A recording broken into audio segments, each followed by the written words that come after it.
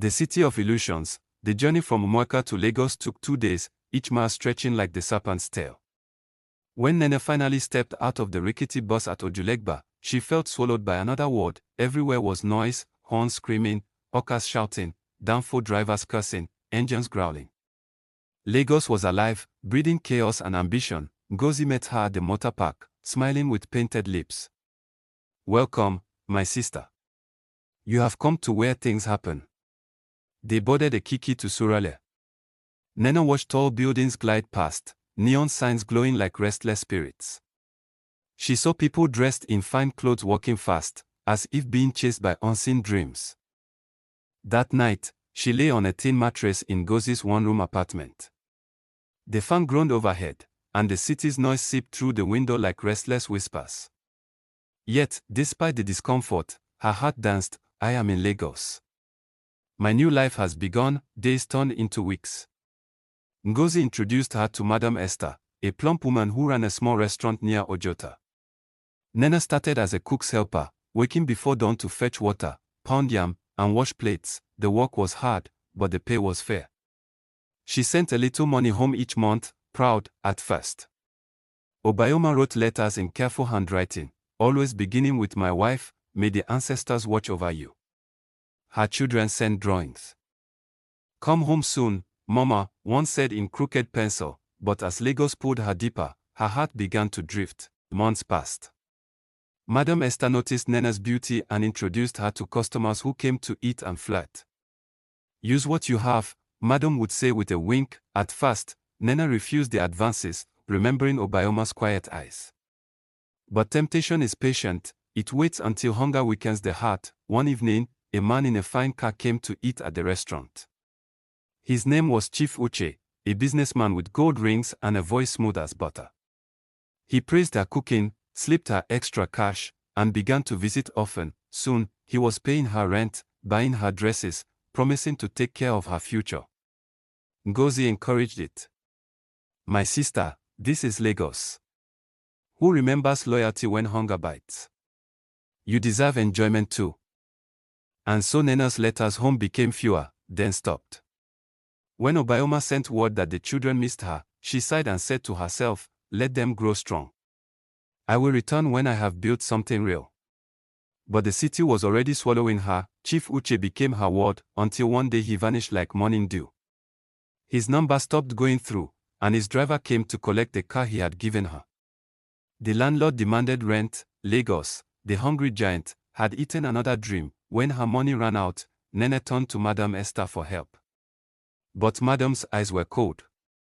"You are no longer useful here. Business is slow." Nene begged. "At least let me cook again." Madam shook her head. "You forgot your roots when you started following men. Lagos does not forgive foolishness." And so Nene drifted. She worked odd jobs, washing clothes, cleaning offices, sleeping wherever the night caught her.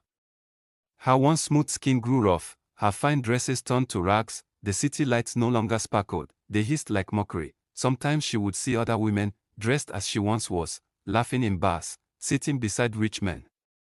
And she would whisper, "I was once like you." Years passed like that, slow, cruel years that turned. Years passed like that, slow, cruel years that turned her from dreamer to ghost. One rainy night, she stood under a bridge, clutching her torn bag, watching the water rise. A young girl beside her offered a sachet of water. "Auntie, drink small." Nene took it with trembling hands. For the first time in years, she thought of Umuaka, of Obayoma's gentle patience, her children's laughter, and the road she had left behind. Her heart cracked open. "Maybe I can still go home." The journey home began with a trembling hand and a borrowed bag. Nene boarded an old bus at Jibo Park, the same road she had taken years ago, but this time her spirit was heavy, her beauty dimmed, her dreams broken. The bus coughed its way through the rain-soaked highways, past villages and forests that looked greener than she remembered. The world had changed, but the scent of the earth, that deep, red, life-giving soil, still carried the memory of home. She pressed her forehead to the window, whispering, "Umuaka, forgive me." Her reflection stared back, older, thinner, eyes clouded by regret. She thought of the children she had left behind. How tall were they now? Did they still remember her laugh, her songs, her cooking? Or had time washed her name from their hearts like rain on chalk? When the bus finally stopped at the edge of the village, Nena's knees felt weak. She stepped out into the evening air. Crickets sang, goats bleated, and the scent of roasted yam drifted from the market. Everything was familiar. And yet strange, as she walked down the narrow red road, people looked at her with curiosity. The bold woman who had once left in fine clothes now returned in faded wrappers and cracked slippers. An old woman fetching water paused, squinting. Is that not Nena, Obayoma's wife? It cannot be. Nena who went to Lagos. Oh. See how Lagos has changed her. Their whispers followed her like ghosts. Nena's eyes filled with tears. This is the price of pride, she thought. When you leave home to chase the wind may return you empty-handed. When she reached her compound, her breath caught. The house she and Obayoma had built was still there, but different. The walls were newly plastered, the roof freshly thatched. Flowers bloomed in the yard, and laughter drifted from inside. She froze. The laughter was not strange, it was familiar, like a forgotten song. A young woman stepped out of the house, balancing a tray of cassava meal. That night, Nena sat under the Udola tree near the stream, her knees pulled to her chest.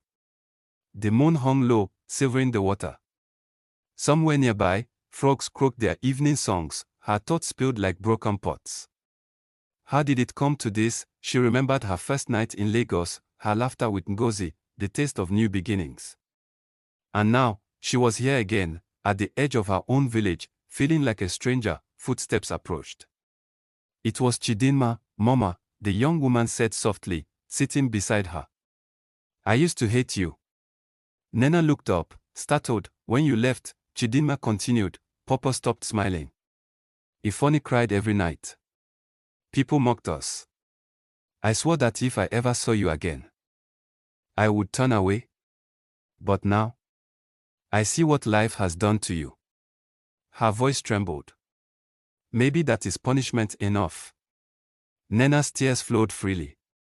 My child, I thought I was doing it for you. I wanted you to have a better life. Chidinma shook her head. We needed you, not your money. A home without a mother is like soup without salt. It fills the stomach but never satisfies. They sat in silence. The wind rustled the palm leaves. Somewhere far off, a rooster crowed before dawn. At last, Nena whispered, Do you think your father will ever forgive me? Chidinma sighed. He already did, long ago. But forgiveness does not rebuild what time has taken. By morning, Nena walked to Obayoma's compound once more. She found Adis there, feeding the baby. When Adis saw her, she smiled kindly. Please, come in. The children say you are their mother. Any woman who brought them into this world deserves respect. Nena lowered her gaze. Thank you. I do not wish to cause trouble. I only came to ask for peace and to see my children before I go. Adis nodded, understanding. Peace is like palm oil, it smooths the roughest fufu. The two women shared a quiet moment. No anger. No rivalry. Just the silent understanding of women who had both carried life's burdens. That evening, the family gathered: Obayoma, Adis, Chika, Chidinma, and Ifoni. Nena sat apart, her eyes glistening. She told them stories of her mistakes, her regrets, and the lessons the city had taught her. Do not envy glitter, she said softly. Some gold shines only to blind you. I went to Lagos seeking wealth, but I returned with wisdom. The room fell silent, her words hanging heavy like incense. When she finished, Obayoma stood. Nena, we all walk roads that lead us to ourselves. Some find truth early, others late. What matters is that you returned. He turned to the children. Let this be your mother's gift, her story is your warning. That night, Nena lay in the guest hut. The air smelled of yam and firewood.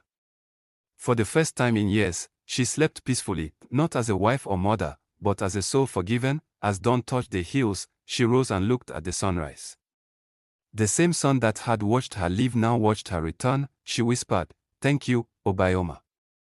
Thank you, children. Thank you, Umueka."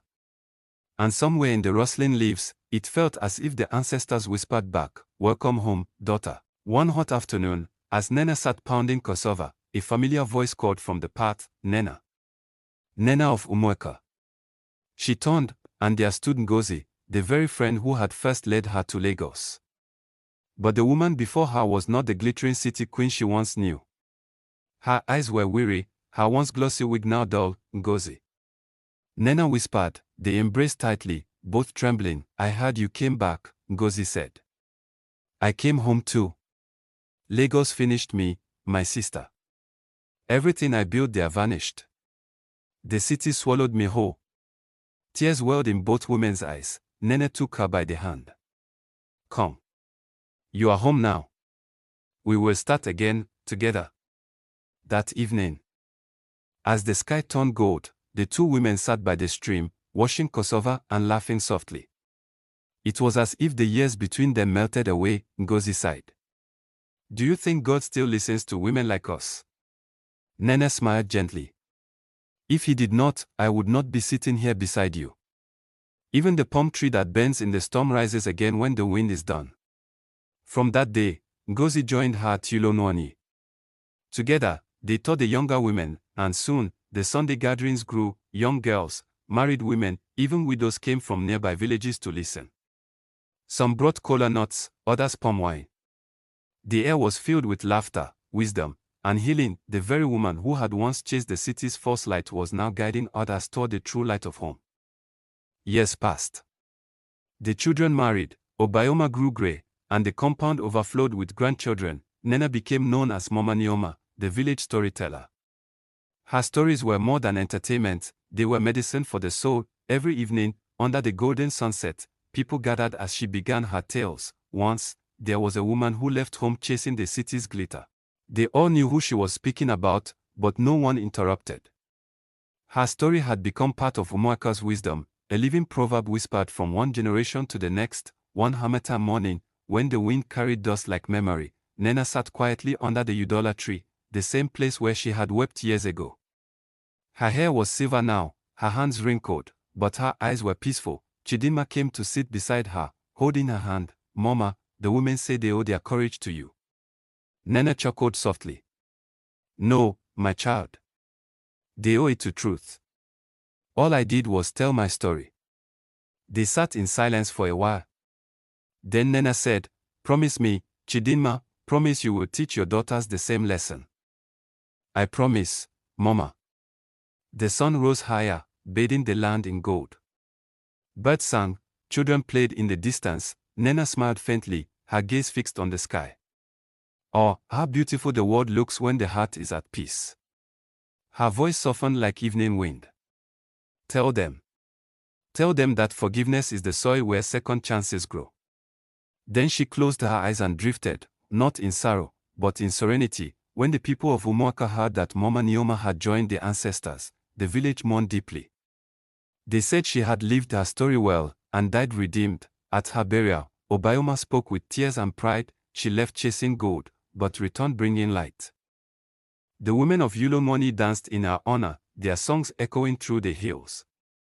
Even the winds seemed to whisper her name, not in shame, but in peace. And from that day, whenever a woman in Umuaka was tempted by the glitter of the city, the elders would say, "Remember Nena, the one who went to Lagos and found wisdom."